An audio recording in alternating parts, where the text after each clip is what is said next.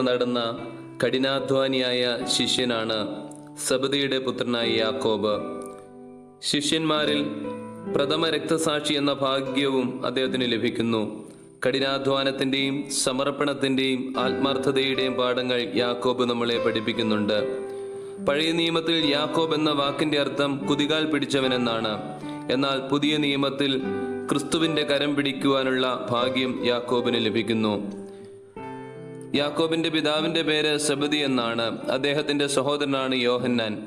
ആദ്യമായി ഇവരെ കാണുമ്പോൾ യാക്കോബും യോഹന്നാനും പിതാവായ സെബദിക്ക് ഒപ്പം പടകിലിരുന്ന് വല നന്നാക്കുകയാണ്.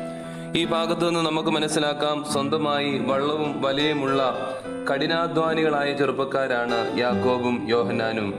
ലൂക്കോസിന്റെ സുവിശേഷത്തിൽ മീൻ പിടിക്കുന്നതിന് ശേഷം ഇവരെ തിരഞ്ഞെടുക്കുന്നതായിട്ടാണ് കാണുന്നത്. എന്തായാലും ഇവരെ തിരഞ്ഞെടുക്കുന്നത് ഗലീല കടലിന്റെ സാന്നിധ്യത്തിലാണ്.